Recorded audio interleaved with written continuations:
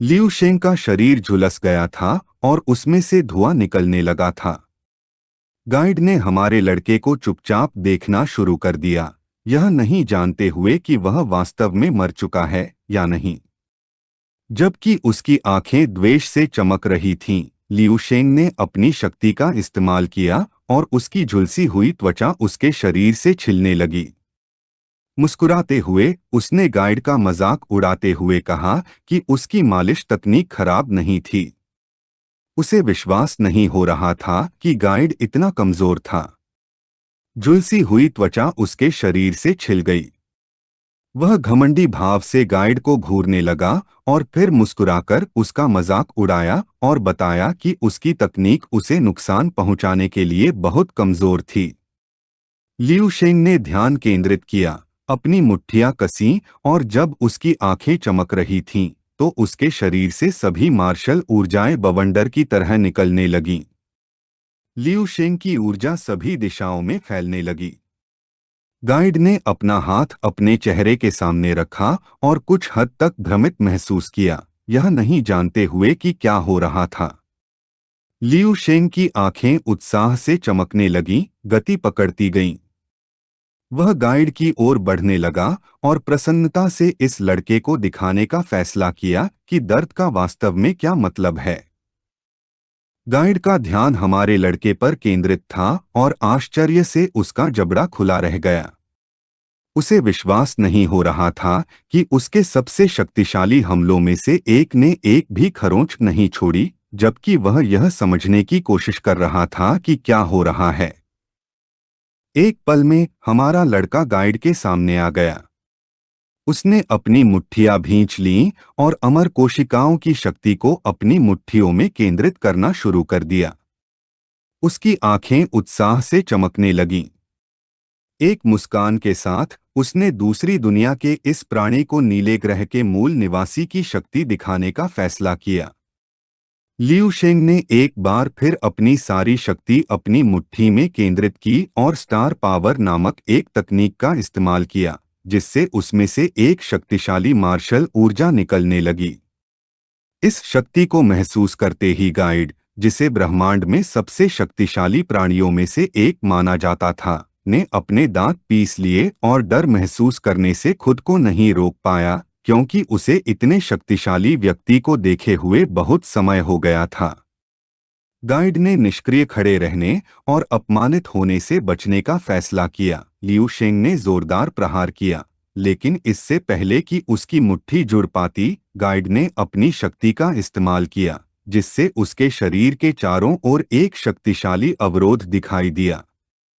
लेकिन उसे आश्चर्य हुआ कि लियू शेंग इतनी आसानी से हार मानने वाला नहीं था। हमारे लड़के ने फिर से वार किया और इस बार गाइड की ढाल में दरारें बनने लगीं। अब जब उसकी सुरक्षा कमजोर हो गई थी, लियू शेंग ने इस अवसर का फायदा उठाते हुए एक भयंकर मुक्का मारा, जो गाइड की छाती पर बिना प्रतिक्रिया करने का मौका दिए ही पूरी तरह से लगा।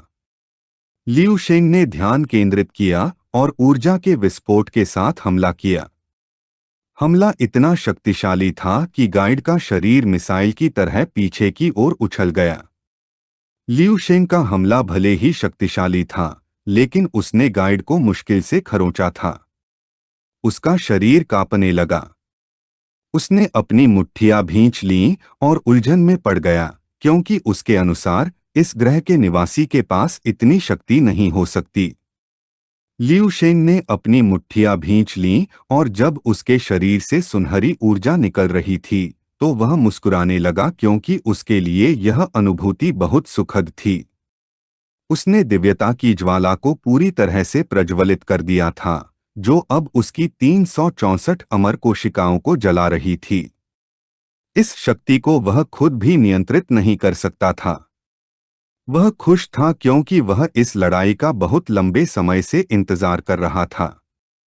हमारा लड़का बिजली की तरह आगे बढ़ा और गाइड की ओर बढ़ने लगा, और उसकी आंखें उत्साह से चमकने लगीं। उसके लिए दुनिया की सबसे दर्दनाक चीज शीर्ष पर अकेलापन था, क्योंकि इस ग्रह पर उसका कोई प्रतिद्वंद्वी नहीं था। एक सुखद मुस्कान के साथ लियू शेंग ने मुक्कों की एक श्रृंखला के साथ हमला करना शुरू कर दिया। गाइड के शरीर पर हमले सफलतापूर्वक होने लगे, लेकिन दर्द महसूस करने के बजाय उसके चेहरे पर एक दुष्ट मुस्कान फैल गई। लियू शेंग ने यह स्पष्ट कर दिया कि योद्धा चाहे कितना भी शक्तिशाली क्यों न हो, उसे हमेशा मौजमस्ती के लिए एक अच्छा पंचिंग बैग खोजने की जरूरत होती है। गाइड और लियू शेंग की मुट्ठियां आपस में टकराईं, जिससे ऊर्जा की एक शक्तिशाली लहर पैदा हुई जो पूरे यॉट में फैलने लगी। लड़ाई इतनी भयंकर थी कि मार्शल संतों की आंखें डर से चौड़ी हो गईं, क्योंकि उन्होंने पहले कभी ऐसा शक्तिशाली प्रभाव नहीं देखा था। कम्बरलैंड का ध्यान लियू शेंग पर केंद्रित था, और उसकी आंखें आश्चर्य से चौड़ी हो गईं, और उसका जबड़ा खुला रह गया। उसे विश्वास नहीं हो रहा था कि हमारा लड़का गाइड को वश में करने में कामयाब भी हो गया था। उसे आखिरकार एहसास हुआ कि लियू शेंग ने उनके खिलाफ जो इस्तेमाल किया था, वह उसकी असली ताकत का आधा भी नहीं था। मार्शल संत झांग यू की आंखें डर से भर गईं, और वह पसीने से तरबतर हो गया, यह महसूस करते हुए कि लियू शेंग की शक्ति पहले ही उनकी कल्पना की सीमाओं को पार कर चुकी थी। लियू शेंग का कोई भी वार उन्हें मार सकता था। गाइड ने अपने दांत भींच लिए और यह देखकर क्रोधित हो गया कि लियू शेंग उसे एक पंचिंग बैग समझता है, इसलिए उसने हमारे लड़के से इतना घमंडी न बनने को कहा। क्रोध से भरकर उसने अपने हाथ आगे बढ़ाए और उसके शरीर से ऊर्जा का एक शक्तिशाली विस्फोट निकला, जिसने लियू शेंग को पीछे धकेल दिया। हमारा लड़का पीछे हट गया और पानी में जा गिरा। गाइड का ध्यान उस पर केंद्रित हो गया और वह अपनी मुट्ठियां भींचने से खुद को रोक नहीं सका। शक्तिशाली योद्धा होने के बावजूद गाइड भारी सांस लेने लगा। वह जानता था कि वह लेवल 10 योद्धा नहीं था, लेवल 9 भी नहीं। वह जानता था कि वह मुश्किल से लेवल 8 की सीमा तक पहुंचा था, इसलिए उसने खुलासा किया कि लियू शेंग एक पारलौकिक प्राणी था। लियू शेंग की आंखें भ्रम से चमकने लगीं। वह चुपचाप गाइड को देखने लगा, यह नहीं जानता था कि यह आदमी किस बारे में बात कर रहा था। मार्शल संतों का ध्यान हमारे लड़के पर केंद्रित था, और उनकी आंखें आश्चर्य से चौड़ी हो गईं। वे विश्वास नहीं कर सकते थे कि लियू शेंग केवल लेवल 8 योद्धा था। उनके अनुसार यह बेतुका था, क्योंकि उसके लिए पारलौकिक प्राणी होने का कोई तरीका नहीं था। एक राक्षसी मुस्कान के साथ गाइड ने उसके अनुसार एक शक्तिशाली योद्धा की कल्पना करना शुरू कर दिया। लियू शेंग के पास एक पारलौकिक महत्वपूर्ण संविधान था, क्योंकि 8वें स्तर के योद्धा के लिए ऐसी भयानक शक्ति होने का कोई और तरीका नहीं था। आपने कभी नहीं सोचा होगा कि एक छोटे से संसाधन ग्रह पर एक तारकीय रत्न जैसी बहुमूल्य प्रतिभा पैदा होगी। लियू शेंग खड़ा हुआ और एक जिज्ञासु भाव के साथ पूछा कि पारलौकिक संविधान क्या है। गाइड चुपचाप जमीन पर देखने लगा, अपने विचारों में डूब गया। फिर उसने अपना हाथ बढ़ाया और एक मुस्कान के साथ उल्लेख किया कि पारलौकिक संविधान जीवन के जन्मजात स्तर का विकास है, एक आनुवंशिक उदात्तीकरण, ब्रह्मांड और सितारों द्वारा दिया गया एक सर्वोच्च खजाना है। यह सुनकर लियू शेंग की आंखें भ्रम से चमकने लगीं।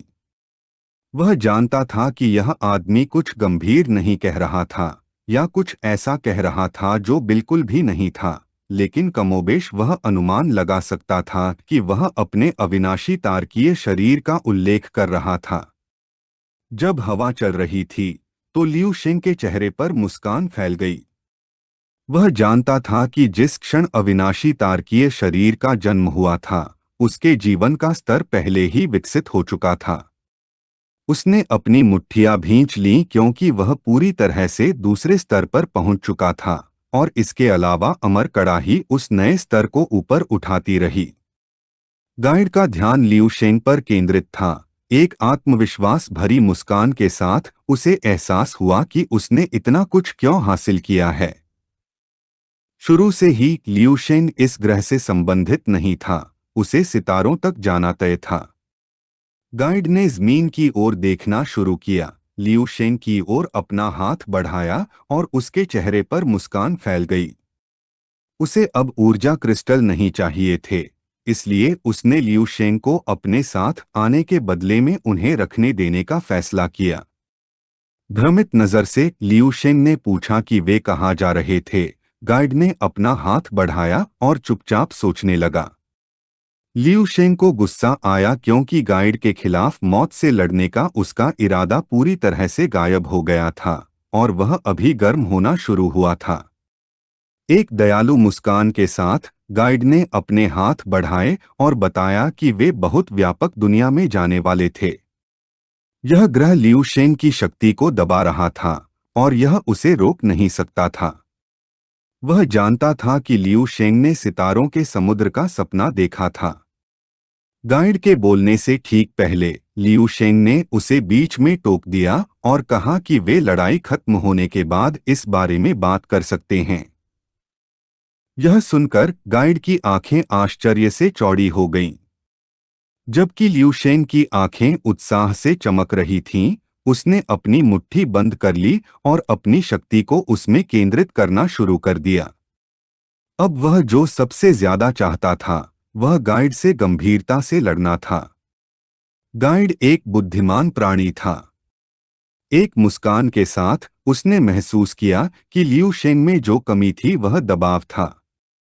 अपनी शक्ति का उपयोग करते हुए गाइड ने उड़ान भरना शुरू कर दिया, यह याद करते हुए कि एक पारलौकिक महत्वपूर्ण संविधान की नींव बहुत गहरी थी। एक सामान्य व्यक्ति की तुलना में लाखों गुना अधिक। जितना ऊपर उठता है, आगे बढ़ना उतना ही कठिन होता जाता है। लियू शेंग को खुद को उत्तेजित करने के लिए दबाव की आवश्यकता थी। यह ग्रह उसे लेवल 9 को पार करने के लिए आवश्यक दबाव भी नहीं दे सकता था। हमारे लड़के का ध्यान उस पर केंद्रित था और वह उत्सुक हो गया।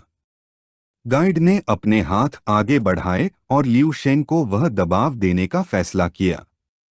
उपहार के रूप में उसे दिए गए उन ऊर्जा क्रिस्टल के साथ अब लियू शेंग को उसका एहसान चुकाना था और भविष्य में उन्हें वापस करना होगा। गाइड के पैरों के नीचे एक जादुई घेरा दिखाई दिया और उसी क्षण उसने अपना असली रूप प्रकट किया। उसने हमारे लड़के से उसका नाम लैन चेन याद रखने को कहा। शान से वह नीचे उतरी, जबकि उसकी आंखें शांति से चमक रही थीं। उसने हमारे लड़के को देखना शुरू किया और उसे इंतजार करवाने के लिए माफी मांगी। लियू शेंग की आंखें भ्रम से चमकने लगीं, यह महसूस करते हुए कि परिवर्तन के बाद लैन चेन नाम की यह गाइड वास्तव में एक पूरी तरह से डरपोक लग रही थी। एक शांत नजर से उसने एक तरफ इशारा करना शुरू किया और उसकी उंगली से ऊर्जा निकलने लगी।